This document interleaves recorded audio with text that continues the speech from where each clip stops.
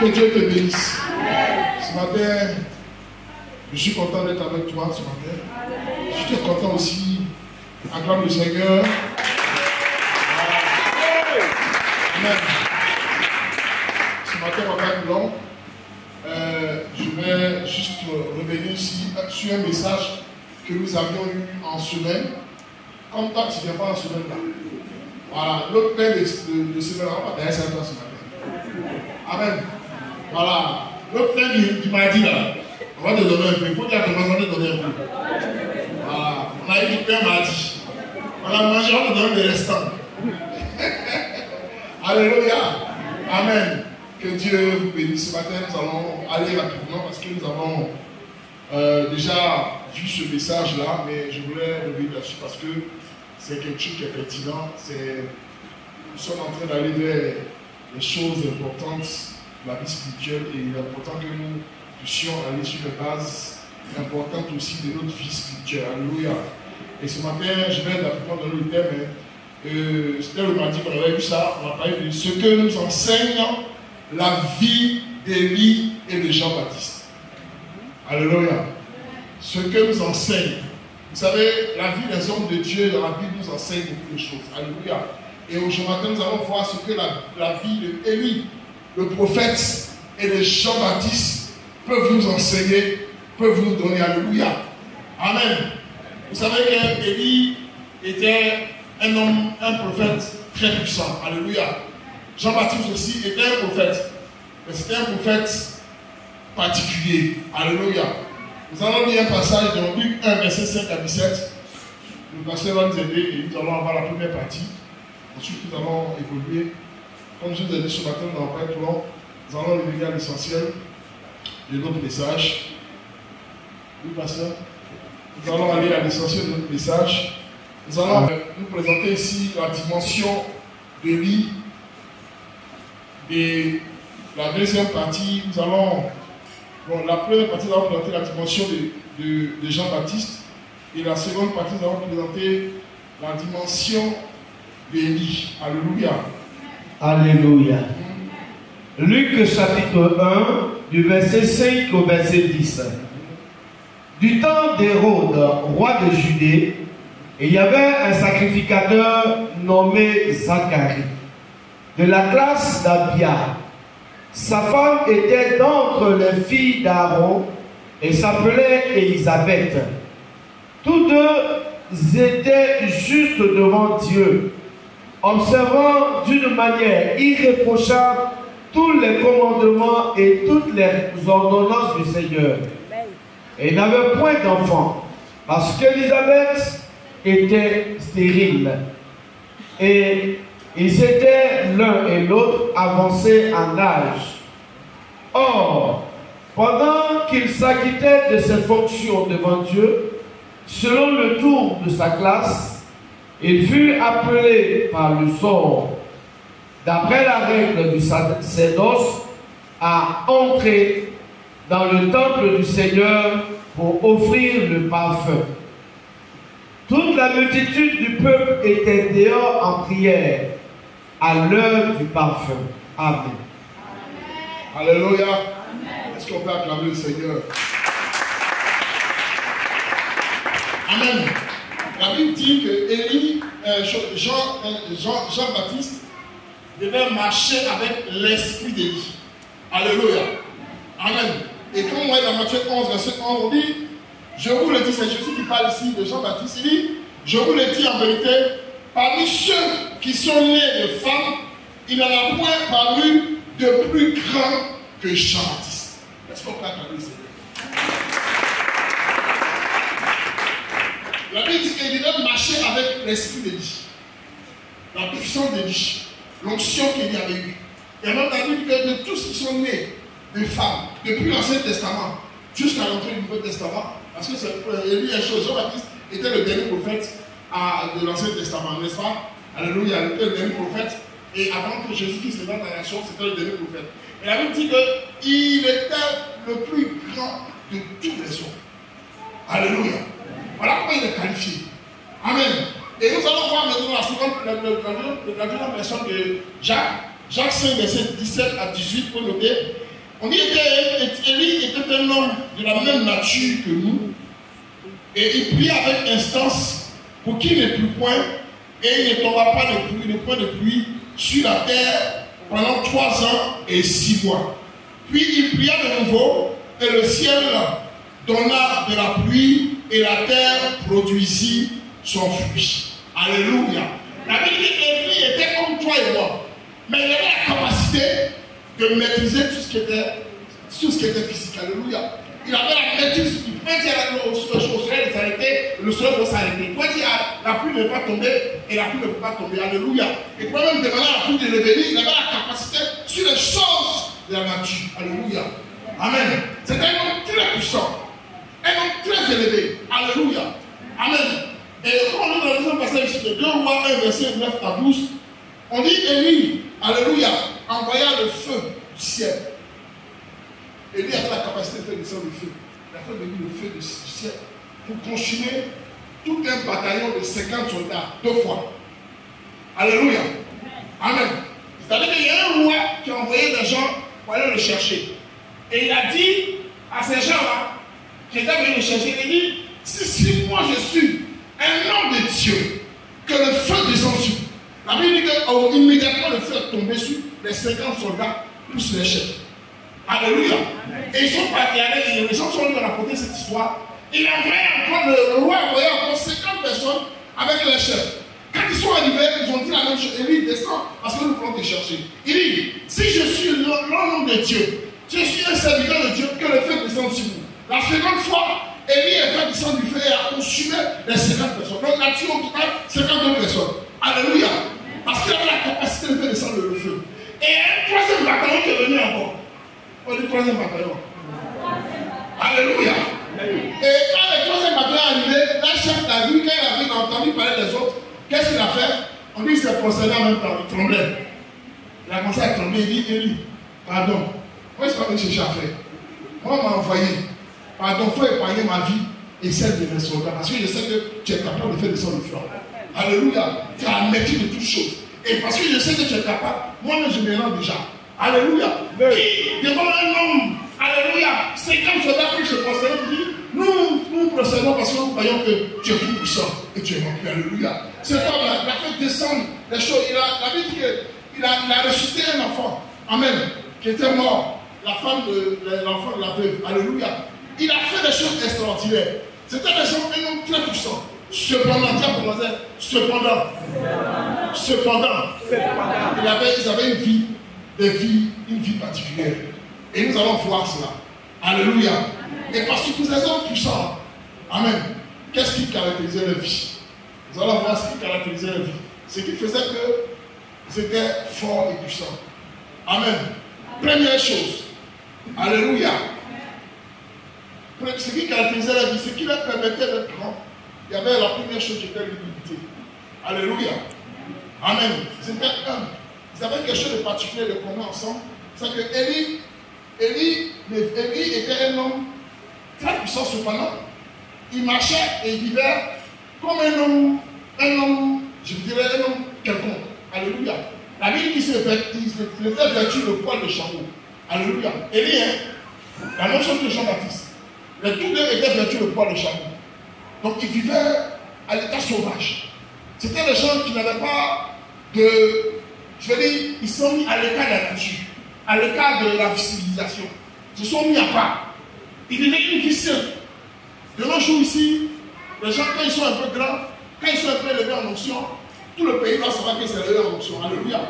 Vous allez voir partout, sur les affiches, imaginez-vous, si quelqu'un avait la onction des livres, on allait voir ici l'affiche. Les 400 mètres, des choses, on a affiché que le gars est bien arrivé, alléluia. Cependant, ces gars-là, ils vivaient. Ils avaient une option de Dieu, ils avaient une puissance de Dieu. Mais ils vivaient ce qu'on appelle l'humilité. Vous savez, la Bible dit quoi? La Bible dit que l'humilité précède la gloire. Ça veut dire quoi? Ça veut dire que avant que la gloire arrive, il faut que quelque chose précède la gloire. C'est l'humilité. Quelqu'un peut pas être élevé, quelqu'un peut pas être grand s'il n'est pas humble. Alléluia. Vous savez, dans le royaume de Dieu, les principes sont différents du royaume de la terre. Dans le royaume de Dieu, ceux qui sont grands, alléluia, c'est ceux-là qui sont petits. Alléluia, je pense que vous comprenez ce que je dis. Si tu veux être grand dans le royaume de Dieu, il faut que tu sois petit sur la terre. C'est pourquoi il dit, le plus grand parmi vous, c'est celui-là qui va vous servir. Donc quand tu commences à être petit, Dieu te lève. L'humilité fait partie de la vie, du mode de vie d'un enfant de Dieu. Alléluia. Si tu n'es pas humble, bien aimé, tu vas toujours être rabaissé. La Bible dit que l'orgueil précède la chute. Alléluia. Donc il faut que, enfants de Dieu, si nous voulons ressembler à des hommes puissants, il faut que nous passions par le principe de l'humilité. Alléluia. Je vais donner un exemple comme ça. Quand on était au plateau, on était dans une église, enfin, à Autoplateau, l'église de Autoplateau à l'époque. Dans l'église, il y avait des hommes, vraiment des grands hommes. Quand on dit des grands hommes, des hommes qui sont élevés au niveau de la nation. Mais ces gens ont fréquenté d'autres communautés. Quand vous êtes avec eux, il ne faut pas savoir que tel est directeur, tel est ministre, tel est ceci, tel est cela. Alléluia. Parce qu'ils se comportaient comme des gens, ils n'avaient pas compris le principe du royaume. Alléluia. C'était des gens qui étaient seuls. Mais quand on dit leur statut, quand on dit leur niveau social, quand on dit, c'est-à-dire que quand ils rentrent dans l'église, si tu n'as pas vu ce personne, tu ne vas pas savoir que c'est un homme qui est grand. Mais c'est quand tu sors de l'église, tu vas le voir monter en fait, ah, ça c'est un homme, alléluia. Parce qu'ils se comportaient comme un homme saint. Et ces gens-là, ils étaient bénis chaque jour. Ils étaient bénis, on les voyait élevés, alléluia. Pourquoi? Parce qu'ils avaient une vie sainte. Vous savez pourquoi? Les gens compliqués, ce qui n'est pas, ce qui est simple. Moi, je suis là. Alléluia. Ma vie là est sainte. Dis à ton voisin, il faut que ta vie soit sainte. Ma vie est sainte. Vous savez, je me contente de ce que Dieu me donne. Parce que je sais que c'est Dieu qui me bénit. Alléluia. Moi, je vois le regard qui me met vers les hommes. Je le regard qui me met vers le ciel. Si je dois pleurer, ce n'est pas vers un homme, mais c'est vers le ciel. Je vis selon ce que Dieu me donne. Je ne cherche pas à aller au-delà. Si Dieu me donne, il me donne. Alléluia.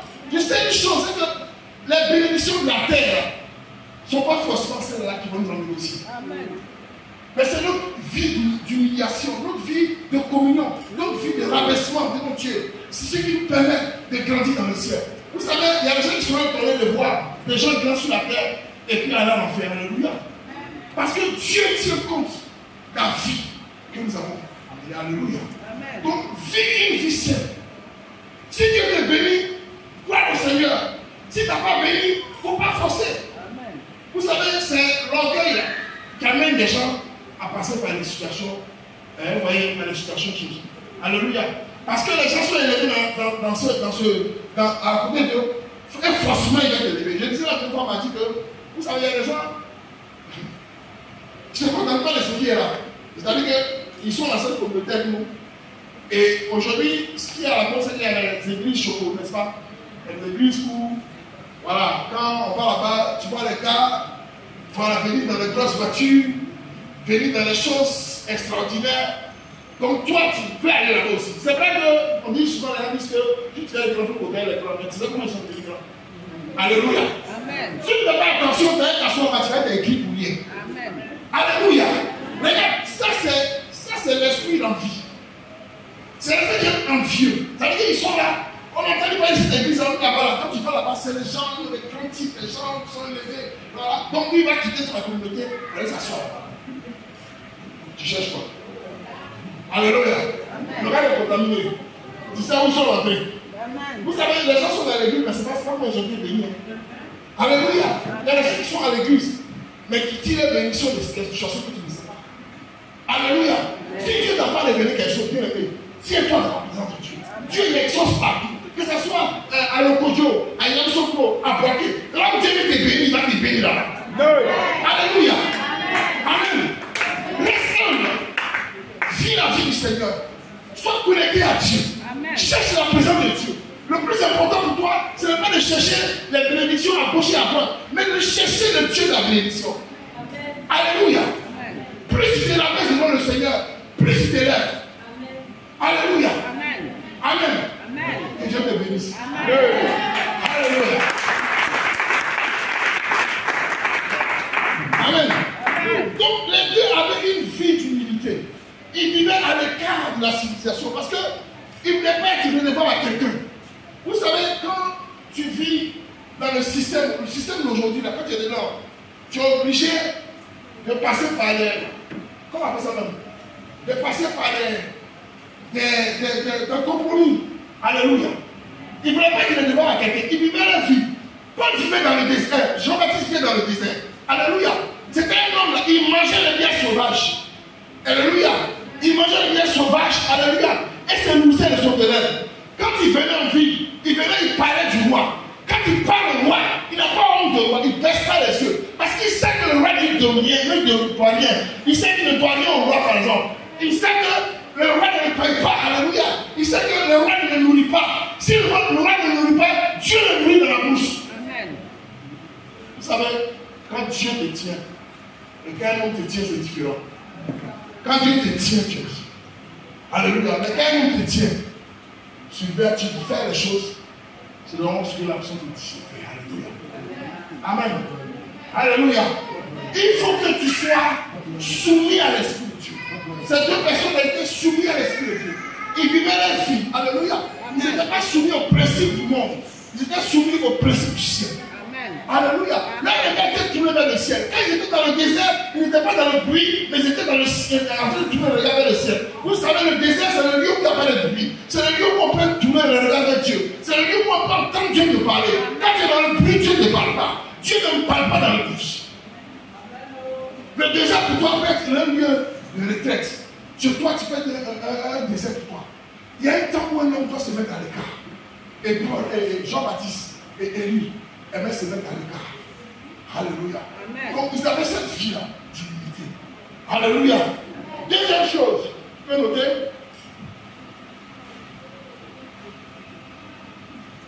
Ils avaient une vie de consécration. Pour l'humilité, on peut voir dans 2 Rois 1, verset 8. 2 Rois 1, verset 8. 2 Rois 1, verset 8. Voilà. On dit ici, il lui répondit, c'était un homme vêtu de poils et ayant une ceinture de cuir autour des reins. Et Acacia dit, c'est Élie le Tishbite. Alléluia.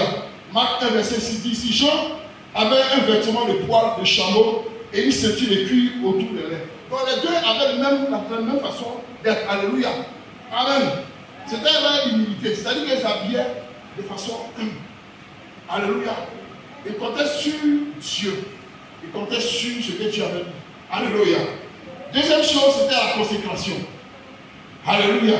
La consécration, c'est être mis à part. Quand on dit que quelqu'un est consacré, une chose est consacrée, une chose est mise à part pour Dieu. Donc ils étaient mis à part pour Dieu. Ils avaient une vie de consécration. Ils savaient qu'ils n'étaient pas des gens ordinaires. Ils savaient qu'ils n'étaient pas des gens quelconques. Mais ils avaient mis leur vie à part. Alléluia. Ils savaient que leur consécration, leur ministère dépendait de leur façon de vivre. Alléluia.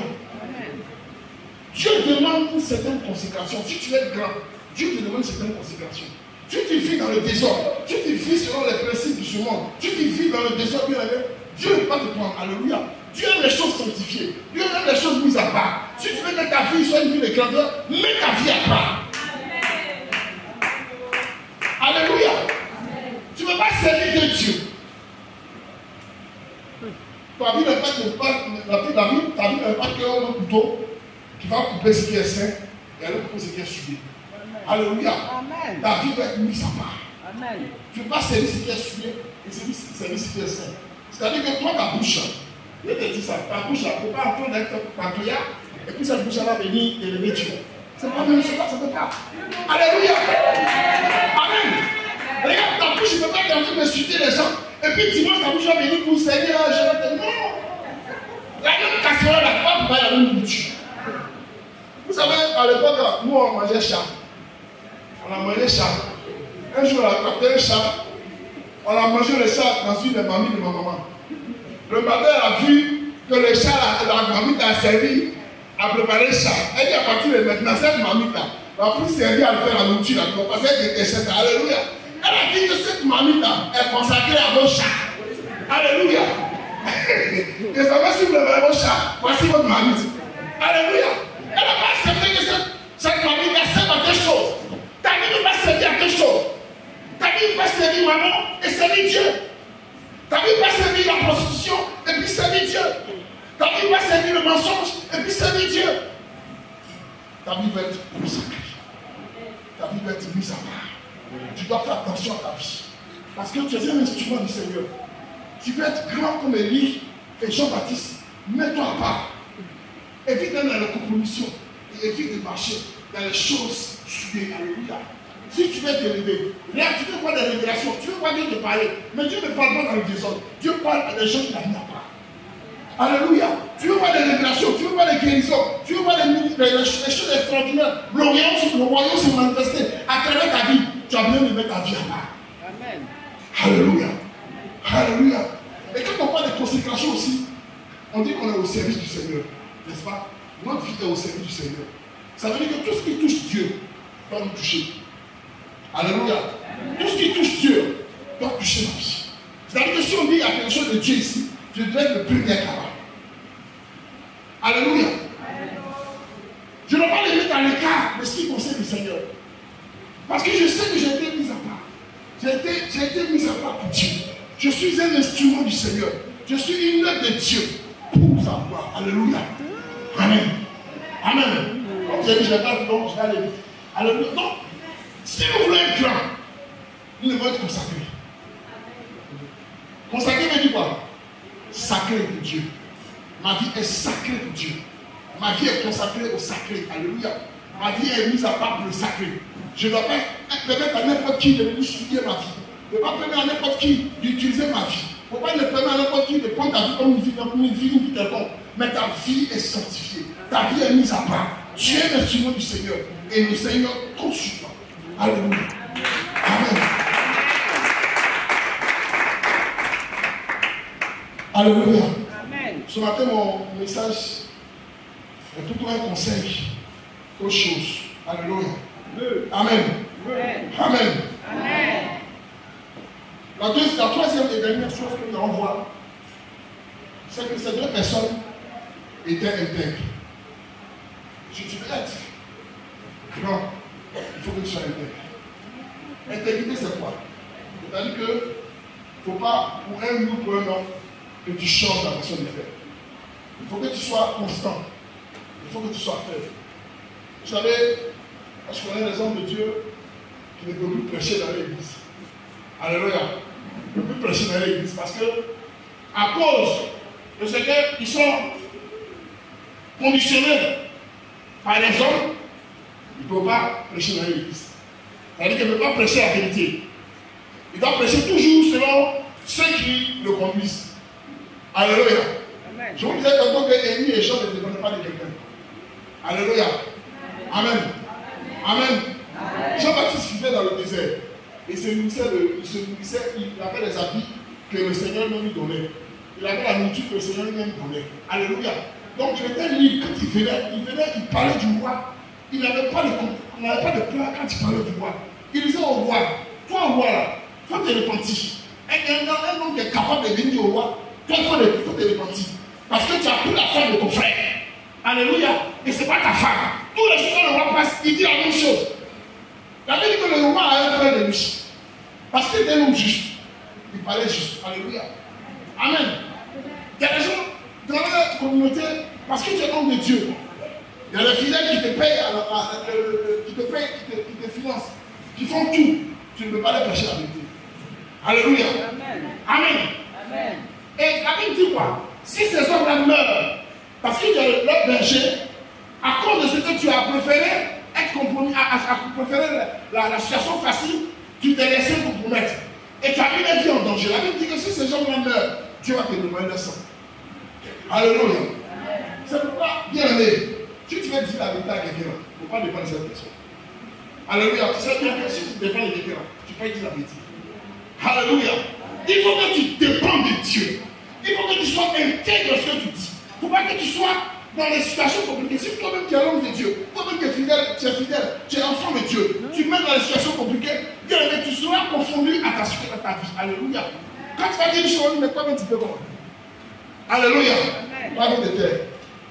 Donc il y a les pasteurs qui, dans la communauté, c'est ce que les gens veulent qu'ils prêchent. Tu vas prêcher. Quand tu commences à prêcher sur la sanctification, tu dis, oh, ça, viens t'asseoir. Tu sais ce que tu as prêché, oublie, on ne va pas rester sur la sanctification seulement. Oh, voilà, parce que, voilà, sanctification, là. C'est pas ça, c'est pas le message. Alléluia. Il faut que de temps en temps, tu passes, tu parles la bénédiction, la prospérité, comme on vient te lever. Vous savez, ici, nous sommes des hommes d'affaires. Et nous voulons que ce peuple prospère. Il ne faut pas que tu nous mettes toujours dans l'histoire des péchés. Il n'y a pas que ça sur la terre. Alléluia. Il faut que tu nous prêches l'évangile qui nous bénit. L'évangile qui nous bénit. Alléluia. Amen. Ils vont t'entraîner dans la perdition. Si tu n'as pas de intègre, tu ne vas pas dire la vérité. Et ces gens seront perdus. Alléluia. Amen.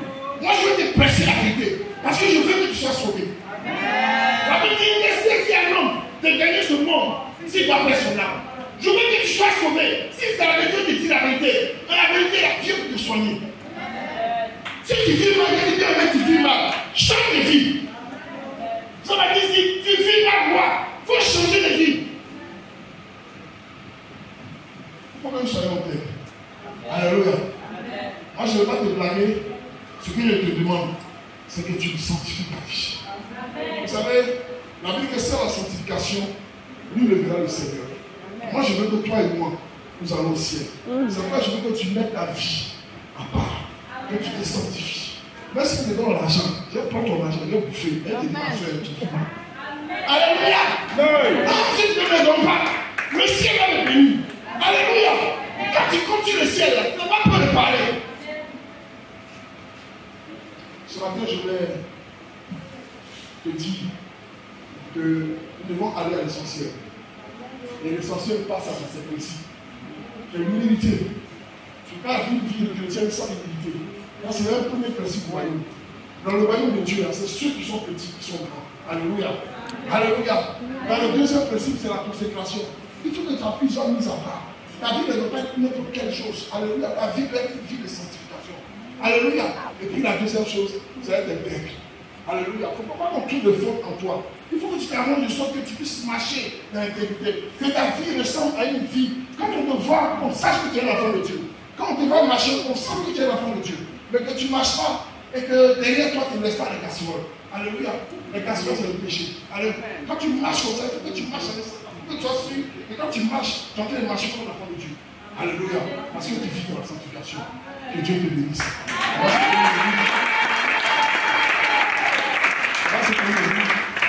Et la prière qui me vient à cœur, c'est que si tu as entendu ces choses et que tu penses que ta vie n'est pas digne d'être un exemple comme celle d'Élie et de Jean-Baptiste, commence à te repentir. Ce matin, le Dieu est venu parler à ton cœur, pas pour te choquer, mais pour t'amener à rectifier ta marche avec le Seigneur. Vous savez, c'est bien souvent de parler de bénédiction. Mais les principes en bénédiction passent par les principes que vous voulez parler. Si tu es béni, que tu ne vis pas une vie de sanctification, c'est compliqué. C'est pourquoi tu vas demander rien à ta vie. Tu vas voir tout ce qui est dans ta vie et qui peut fermer la porte du ciel. Et ces choses soient éloignées de ta vie. Si jusque-là, toi-même tu connais ta vie, toi-même tu sais où tu es là, toi-même tu sais. Les gens le savent, mais toi-même tu sais. Tu sais comment ta vie est. Tu peux te cacher aux yeux des hommes, mais aux yeux de Dieu. Dieu connaît ta vie. Tout ce que toi, tout ce que tu fais, que les hommes ne voient pas, le Seigneur sait comment tu vis. Et parce qu'il sait comment tu fais, ce matin il veut t'aider. Il veut t'aider afin que ta vie soit une vie agréable à lui. Parce que bien aimé, la Bible dit que le Seigneur viendra comme un voleur. Et je veux que le jour où le Seigneur va venir, il faut que tu sois prêt. Le but de notre prédication, ce n'est pas que de donner la joie dans vos cœurs, mais c'est surtout de prendre conscience que nous avons une vie éternelle. Et la vie éternelle, c'est une vie qui commence sur la terre et qui va après notre mort. Alléluia. Seigneur, nous te bénissons et te rendons grâce pour ce conseil, pour ce message, cette exhortation, c'est la face que tu nous donnes de connaître.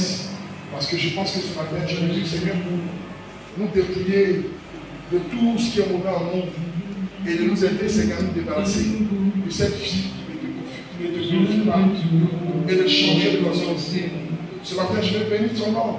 Tu connais les cœurs ce matin qui se montent, Seigneur. Exauce-les, Seigneur. Tous ceux qui sont Seigneur Tout-Puissant, qui reconnaissent, Seigneur, qu'ils ne sont pas juste devant toi. Touche les cœurs, Seigneur. Change les vies. Bénis sa personne, Seigneur. Sanctifie, Seigneur.